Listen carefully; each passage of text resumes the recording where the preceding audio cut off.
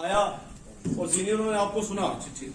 तो आने वाले वक्त में जम्मू कश्मीर अपनी पार्टी ग्राउंड पे जितने काम, चाहे वो नौजवानों के ग्राउंड के काम, जितने नौजवानों के इशू इनको बताए हैं, तो मैं अपनी तरफ से और अपनी पार्टी की तरफ से जुल्फकार साहब को ये बताता हूं कि अमल करेगी और आपके साथ शाना बशाना चलेगी। और एक बात मैं आपसे बताऊं कि उड़ने वाले को आसमान चाहिए, उड़ने वाले को आसमान। मुझे कुछ लेना देना नहीं है।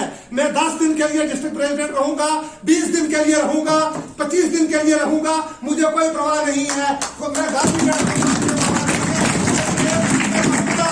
कि हालात को इस कदर मजबूर कर दो कि हालात आपको मजबूर ना करे। ये एडमिनिस्ट्रेशन जो बुलंदो बम दावे करती है, आज ताकत जो है वो ब्यूरोक्रेसी के हाथ में है। आज ये ताकत नौजवान अपने हाथों में लेने की कोशिश करो। कन्वेंशन मीट रखी थी, कोई कन्वेंशन नहीं थी, कुछ साथी शायद इसको कन्वेंशन का नाम देते हैं। एक इंटरेक्शन थी कि आज का जो यूथ है, आज का जो नौजवान है हमारा, उसकी क्या मुश्किलात है, वो क्या सोचता है। वो किसी डिप्रेशन का शिकार तो नहीं, वो किसी परेशानी का शिकार तो नहीं, क्योंकि हमारा मुस्तकबिल आप है। जिंदगी बहुत तेजी से चलती है। रकीब जी ने यहां बात की, बहुत पुराना अरसा मुझे नजर नहीं आता।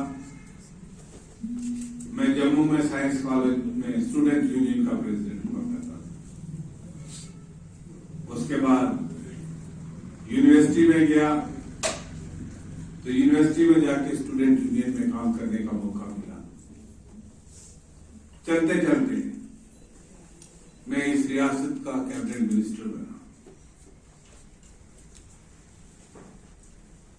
और अगर मैं उसको पीछे मुड़ के देखूं तो वो 30 साल पुरानी बात है जब मैं साइंस कॉलेज में स्टूडेंट यूनियन में था।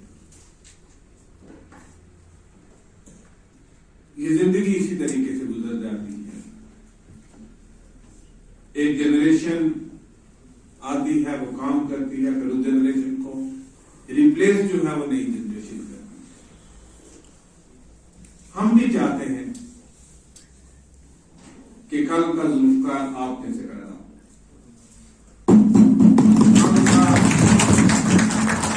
और बुखारी आप में से पैदा हो। हम भी यहां से निकल के जहां तक पहुंचे, इसी मिट्टी से निकल के पहुंचे। और यहां जमहूरी निजाम है। यहां एक बात कही जाती है जिस बात के साथ मुझे इत्फाक नहीं है, कि यहां डायनेस्टिक पॉलिटिक्स चलती है। किसी का बाप मिनिस्टर था तो बेटा मिनिस्टर बनेगा, किसी का बाप एमएलए था वो एमएलए बनेगा। ऐसा कुछ नहीं है। यहां कुछ ऐसा नहीं कि मैं किसी का बाप बादशाह था और बादशाह मेहनत करके लोग जिसको भी ताकत दे, वो चाहे किसी बादशाह का बेटा हो या सड़क पे सफाई करने वाले आम आदमी का बेटा हो, वो भी वहां पहुंच सकता है। 53 की पोजीशन भी गई, फिर कहा आप 53 की पोजीशन रिस्टोर करेंगे, वो भी किसी ने नहीं रिस्टोर की, वो गई। किस तरह की मीटिंग? आज हमने यहाँ पे जो यूथ है हमारा, पर्टिकुलरली उन्हीं को बुलाया था, उनके साथ एक इंटरेक्टिव मीट रखी हमने। जो यहाँ पे यूथ के पर्टिकुलर मसले हैं, उन मसलों के उनके साथ तबादला ख्याल करने के लिए, एक तो उनका बहुत बड़ा इशू जो है वो अनएम्प्लॉयमेंट का इशू है। लोग, एक तो सरकारी मुलाजमतें नहीं मिलती हैं बच्चों को, सरकारी मुलाजमतें नहीं मिलती हैं। दूसरी तरफ से जो यहाँ पे एक ड्रग का बहुत बड़ा सिलसिला है जो चल रहा है। हम जाते हैं बहुत सारे लोगों के घरों में और उनको देखते हैं कि उनके बच्चे इस दुनिया से, इस ड्रग की लत में फंस के तो चले जाते हैं इस दुनिया से। और उन माँ बाप की क्या हालत होती है वो हम अपनी आंखों से देख पाए हैं। एक तो हम यही नौजवानों से बात की कि हमें जो ये ड्रग्स है ये किसी प्रॉब्लम का सलूशन नहीं है, बल्कि ये जो ड्रग है ये आपको तबाह करता है, हमारी आने वाली जनरेशन को तबाह करता है। हमें मिल के एक एफर्ट करना है सबको, हमारे नौजवानों को, कि हमारे बच्चे जो हैं वो इससे बच पाएँ। और जहाँ तक तल्लक रहा ड्रग पैडलिंग का, उस पे हमारे नौजवानों को ही नज़र रखनी होगी, हमारे सोसाइटी को नज़र रखनी होगी कि इस किस्म के लोग जो हैं, अब हर काम सरकार के हाथ में नहीं होता। जब तक सोसाइटी इन्वॉल्व नहीं हो जाती, सोसाइटी को इन्वॉल्व करने की ज़रूरत है। और तीसरी बड़ी बात कि यहाँ हमारी पॉलिटिकल पार्टी जो है वो नई पॉलिटिकल पार्टी बनी है। हमारा जो प्रोग्राम एंड पॉलिसीज़ है उसको लेके लोगों तक पहुँचाने की ज़रूरत है, उस पर बात। सर, चंद दिन पहले आपकी एक स्टेटमेंट थी कि डीलिमिटेशन कमीशन को बाइकआउट करके नेशनल कॉन्फ्रेंस बीजेपी की सपोर्ट कर रही है। नेशनल कॉन्फ्रेंस अपनी पार्टी को बीजेपी की पार्टी बी कहती है।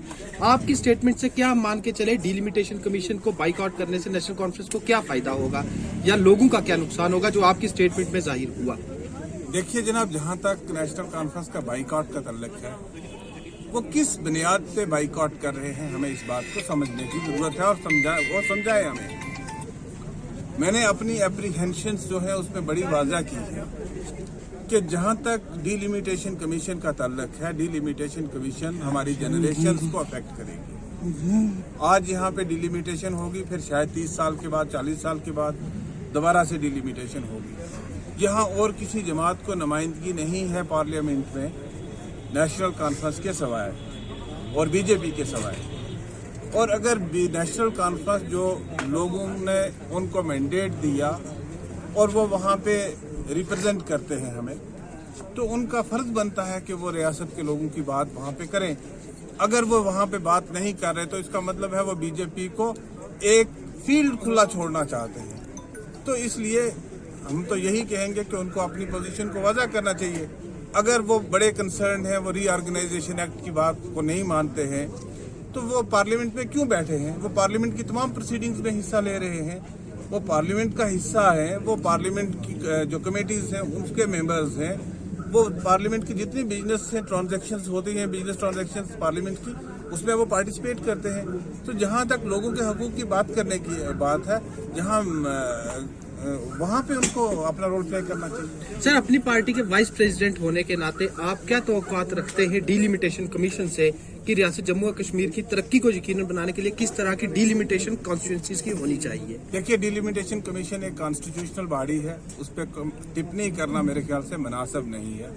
लेकिन जो डीलिमिटेशन में ताखीर हो रही है, डिले हो रहा है, 9 मार्च 2020 को बनी थी डीलिमिटेशन कमीशन और उनको 1 साल का मौका मिला था यहाँ पे उनको काम मुकम्मल करने का। आज के अखबारात में जो हमने पढ़ा है कि उनको एक्सटेंशन मिल रही है और वो और टाइम लेंगे, जबकि आप देखें कि सारे मुल्क में तमाम काम जो है वो रूटीन के हिसाब से चल रहा है। कोविड होने के बावजूद बिहार में इलेक्शन हुए, आज बंगाल में इलेक्शन हो रहे हैं, केरला में इलेक्शन हो रहे हैं, तमिलनाडु में इलेक्शन हो रहे हैं, तो जम्मू कश्मीर में क्यों नहीं? Why it is to be being delayed? Sir, चंद रोज कबल यहाँ डीडीसी चेयरमैन के इलेक्शंस हुए। इलेक्शन में जो पीएजीडी के कैंडिडेट थे 8 वोट लेके जीते।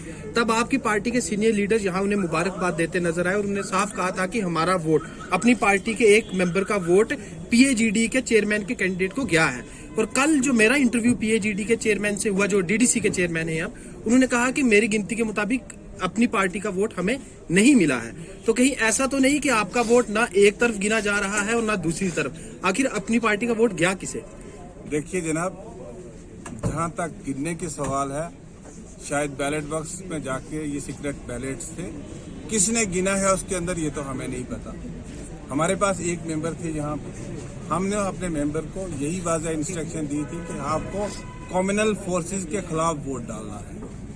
इट वाज क्लियर इंस्ट्रक्शन कि आपको बीजेपी स्पॉन्सर्ड कैंडिडेट को वोट नहीं देना है। तो हम यकीन रखते हैं कि क्योंकि सीक्रेट बैलेट है, उसमें उन्होंने जो बीजेपी स्पॉन्सर्ड कैंडिडेट था उसके खिलाफ वोट दिया। तो फिर इसका मतलब उनका वोट डीडीसी चेयरमैन जो बने उनको गया, लेकिन वो तो गिनी नहीं रहे। मैं ये नहीं कहता हूँ कि मैंने कोई उससे सर्टिफिकेट नहीं लेनी, जो डीडीसी का चेयरमैन बना है उससे सर्टिफिकेट लेनी है, या हमने अगर उसको वोट दिया तो कोई एहसान करके दिया होगा। जो वोट हमने कहा कि हमारा एक क्लियर कट स्टैंड था कि हमें कम्युनल फोर्सेस के खिलाफ वोट डालना था, हमें एक सेकुलर कैंडिडेट के हक में वोट डालना था, और जो भी बीजेपी का स्पॉन्सर कैंडिडेट था उसके खिलाफ वोट डालना था। जिसको बीजेपी ने प्रपोज किया, जिसको बीजेपी ने सेकंड किया, हमने उसको। और सर आप ही के मेंबर के ना आने की वजह से क्योरम मेंटेन नहीं हो पाया था 13 फरवरी के दिन, और वो तो बीजेपी के मेंबर्स के साथ बाइकआउट वो उनकी डोमेस्टिक प्रॉब्लम भी हो सकती है। Any other question?